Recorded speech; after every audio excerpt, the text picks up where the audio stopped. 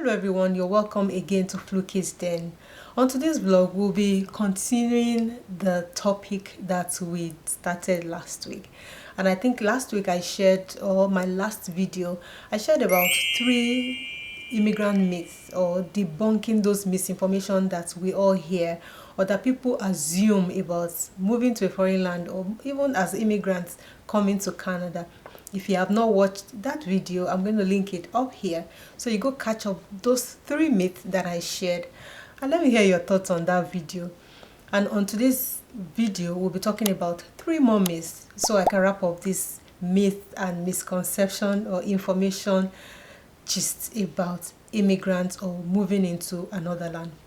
But before I go into those 3 new myths that I'm going to be sharing today, I want to mention that this week, on the 15th of November, I will be sharing a useful new immigrant resource through my Instagram handle. So if you don't yet follow me on Instagram, I don't know what you're doing here. Please head over there and follow me on my Instagram handle.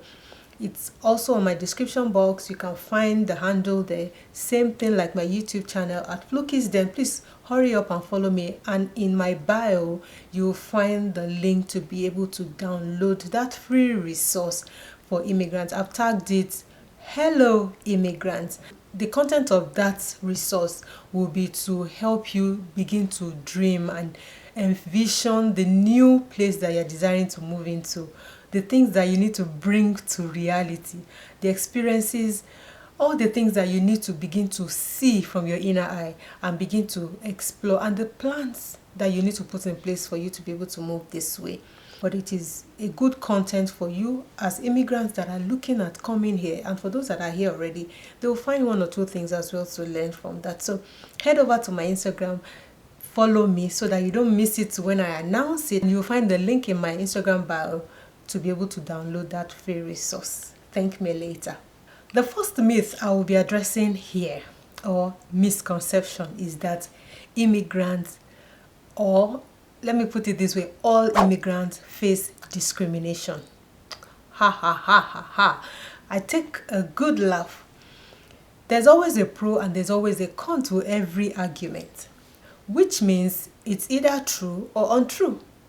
But as immigrants, there are a series of experiences that you will be going through or have gone through that will make you just have that mindset and say all immigrants are discriminated against.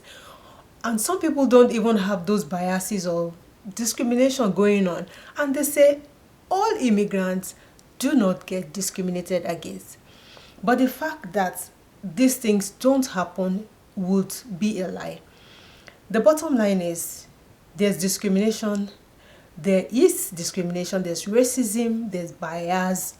All these things go on in the workplace, in your environment, in places where you're trying to get into, and some people try to put some people before you. These things happen. One of the discrimination that I will want to highlight here is at the point of new immigrants trying to get a job, which is typically one of the first few things that you need to do, because if you don't work, how would you want to survive? And then comes this Canadian experience that you must have. So that is one part of the discrimination, and if you don't have it, it helps you, it doesn't give you the foot in the door. It doesn't help you to step forward to be able to get the job that you're looking for. And tell me who has a Canadian experience as a new immigrant if you don't offer them one, irrespective of wherever they've actually worked, whether they started from ground zero or actually found their dream job in their profession. But the bottom line is, if you discriminate because they have moved from a new country into another one and asking them to have a Canadian experience, you've already shown discrimination from the get-go. It was in the news recently that in Ontario, there was a legislation going on that they shouldn't be asking immigrants about Canadian experience before they can be offered a job. If they are qualified, they should be given or offered the job. And so this discrimination needs to stop from somewhere. And I hope this goes through and also goes around in all the provinces, because these are the things that immigrants face in the workplace or trying to step into the workplace as their first experience working here in Canada. So that's one of the discrimination. Another discrimination I want to highlight is eventually if you get into that workplace, it is you trying to climb up the ladder, right? You're trying to get into better positions, more leadership roles, and become a supervisor, a manager. And then you're being looked at as, where are you coming from? You met us here, unspoken words. And these things begin to make you not be able to assume those roles. And seniority is also a thing here that helps those that have actually been here before you or in that role before you to be able to step up.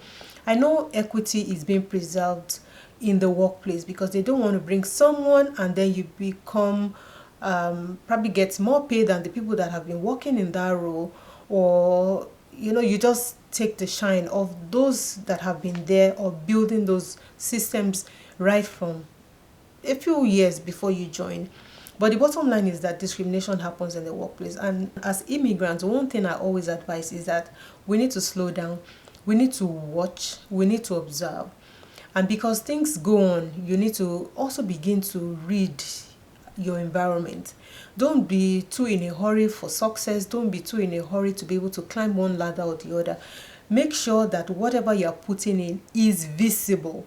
And then those leadership roles begin to come after you. In fact, they will ask you to apply for those roles when they see that you are able to deliver on all the things that you've been given. I encourage people to blow their trumpet a lot, especially in meetings. Please begin to hone your skills, begin to hone your achievements, begin to speak these things out, because that's what they say.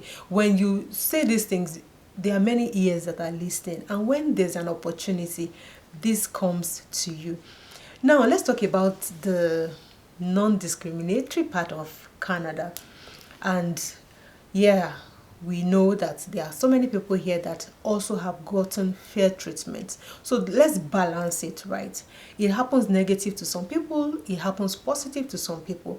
Some people have been fairly treated, and it goes to show that discrimination is not in totality against all immigrants. Immigrants have risen to the top. There are immigrants that have been managers, that have been directors in their current roles, and some have actually been here just a few years, yes, and they've risen to the top of their echelon or their career. This is true. This happens in Canada, but sometimes it's easy to point those fingers and begin to poke those holes because we are not allowed to get to where we want to get to. Honest advice is just do your best part time. Begin to do that which you can do part time. Begin to explore the opportunities that you have ahead of you. Begin to put in your best effort in the role. Don't be there and not be there. Some people are there and then they are beginning to think of, in 1 year, how do I move to another role, or how do I jump into something else?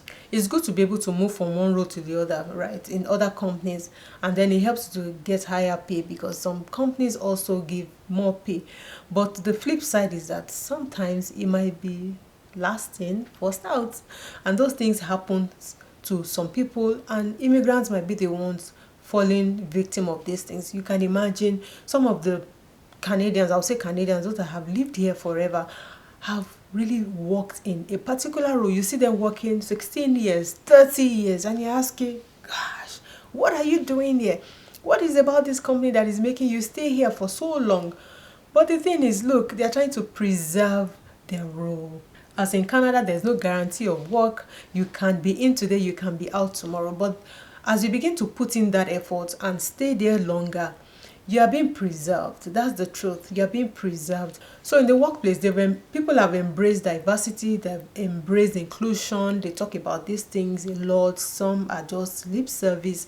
Some are actually genuine. But it's a flip. So whatever category you fall into, whether you are in the one that is being discriminated against, or you are the one that being loved, like you are even part of them from the inception, please enjoy it. Please just stay and begin to contribute what you do best in that workplace. Guys, it's not easy to want to step in. In Nigeria, for instance, when we have an expatriate that comes to work with us, we treat them like queens and kings. We pamper them, we take them everywhere. They are shovel driven. Sun must not beat them, heat must not hit them. They must be in the AC 24/7. Wherever they are lodging is security, and the flip side is what is happening to us here. And then those people come and take bigger roles than those of us that are in those roles, right? Because they're expatriates, it's assumed that they know better. But now that we have moved abroad, we can see that it is not like that. We even know better. I'm sorry to say that. But these are the things that also ginger or make people that you meet in the workplace feel threatened, that you want to take their roles or you want to take their jobs, and they begin to discriminate against you. I don't want to flog this. Let's move to the next topic. Tell me what you think. Put in the comment section. What are your observations? What are your experiences if you are in Canada? What have you experienced in the workplace? Discrimination or otherwise? Let's discuss it in the comment section. The next thing I will talk about is that the assumption or the myth that immigration is a very quick or fast process. On the contrary, it depends on whatever stream that you actually migrated through, as there are so many of it. There are the Federal Skilled Worker Program, there's the Provincial Nominee Program. There are different skills, and everybody has used one form of the stream to move into Canada, and it differs. If you're actually coming through the federal route, it is much faster, because that might take you about 6 months, all things equal, without all this ban and removing of some countries from the list. But when things were the same, you could actually be here in 6 months. But when you're going through the provincial route, like I came in through the Saskatchewan, the SIMP, it took like 2 years. In fact, if I fast track backwards, the process has been on when we are in the fastest finger era. So many streams, guys, and it's not easy. And when you move to Canada, sometimes Canadians just wonder, what are you people doing here? How did you get here? And all of that. And when we begin to break down the cost of immigration, then they respect those immigrants the more. When they understand the currency and the value of what you have used to bring you and your family of 4 or 5 or 6 to Canada, they know that it is not beans, and they respect you the more. Sometimes they have the illusion of your country being a very local champion, whatever. Some of the Canadians don't even know the countries. They think, for instance, Nigeria is Africa as a country, and they just follow whatever negative news that is being aired about your country, and they just wonder. They hear about all the things that go on, the negative news, right? I don't want to spill it here, but all the negative news, but there are negative things that go on in every country, and they hold on to that and wonder, you guys, you should develop your country. What are you doing here? This and that. Some people say it to your face. But when they hear that you are actually skilled, and when you begin to speak, and they wonder, do you guys speak English from where you're from? And when you begin to speak, they just wonder, you guys speak good English. Do you speak English from your home country? And we always go by yes, that's our lingua franca. That's the main communication, apart from the dialect or the local native dialects that each person comes from in different geopolitical zones in Nigeria. And they begin to wonder, all these things make them wonder that, okay, you guys speak good English. And we always pass our English language tests with flying colors. And all these send jitters because they just wonder that these people are actually here for business. And when you begin to compete in the place of work, they are more scared. So the bottom line is that we should know that the immigration process for us is not beans. And for us, it's emotional to leaving family, leaving friends, leaving everything we've worked for over the years, leaving all this in a few suitcases and coming to an unknown destination. We did not come here to play, and we've come here to really succeed. And that's why it's difficult for Canadians to understand that, look, the process itself is a trying time for us as immigrants coming to Canada, trying to, in fact, the process, I'm talking about the process, the wait process. When we submitted our document, it actually took us like 2 years before we eventually came here. The process was slow, there were so many hiccups, there were nothing moving from your portal, so many things, right? And this process is humbling. So the process, this now I'm trying to bring it to the Canadians, looking at the process, that is it that easy, that everybody is here as immigrants, everybody just keeps coming to Canada. I remember when we newly landed and we're looking for a job, we went to one of those agencies in downtown and they were like, what are you guys doing here? I said, the Canadian government told us there's work now and we have come to work. They said there's no work, and that was in the heat of the pandemic, or early before the pandemic actually hit, but they were already, those signs of the pandemic coming and things were beginning to slow down. People were losing jobs and things were really not, in that high speed. And that was when we came in and were looking for a job, and there were no jobs. There were no jobs. So we were being interviewed and asked, why did you leave your country? There are no jobs. I said, well, the Canadian government said there's job. And they called us being the best of the best, because for my NOCs, they were looking for professionals. And we have come. They should bring the jobs. Or else we will say they deceived us into coming to Canada. And that's where we are even till now. Jobs are still as difficult to find, or even getting what you came in as a professional with. So those are a few of the myths that I will talk about. One last one, I promise. The last myth I will talk about on this side of town here in Canada is that people think immigrants are homogeneous groups. And I'll use Nigeria, for instance, to people look at us, when they see us as Nigerians, I feel we are all from the same place. We all came, we're from Nigeria, but in Nigeria is big. Nigeria is massive. There are zones, like we have the north, the south, the east, and the west here. There's also the north, the south, the east, and the west. There's the northeast, the south, the southeast, the southwest. There are geopolitical zones, and everybody has their ethnicity that they cherish.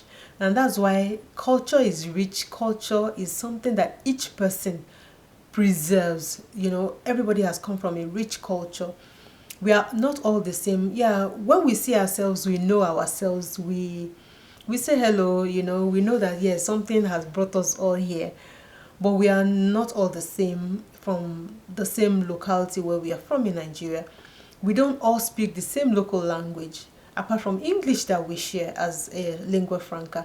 So everybody has their individual languages or dialects, their local mother tongue that they speak from the areas where they come from. And that's why it's also different. Like, I'm Yoruba, I can see an Igbo friend and we can only just converse in English because I can't hear anything from her mother tongue. She can't hear, except she probably intermarried, intertribal marriage thing has gone on, or she grew up in the West whereby she understood speaking Yoruba. That's the only way. And there are people from the north that are Hausa speaking, there are people from the east, and the east too are diverse. And I want to believe that this also is the same with other countries of the world, right? So other countries too have their little, mini communities, or, local dialects, or where they come from, and they speak different languages.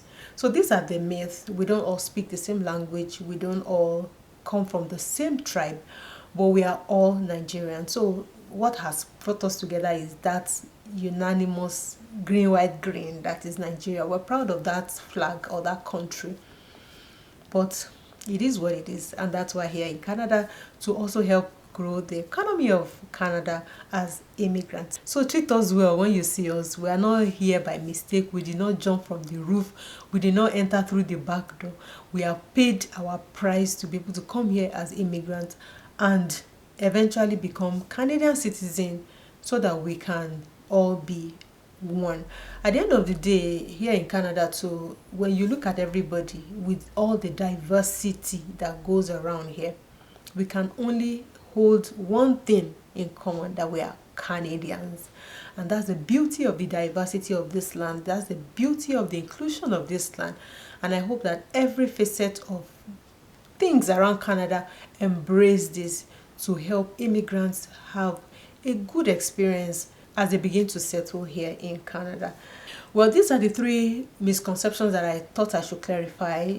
I think this one is actually coming now from the Canadian side of things abroad, so that they understand us well as immigrants, and I hope they learn 1 or 2 things and help to also make us integrate better as immigrants. Thank you so much for watching. I'm looking at our comments in the comment section. Let's talk more about this, and let's bring all this to fore so that it can be a better spot or a hub for us as immigrants.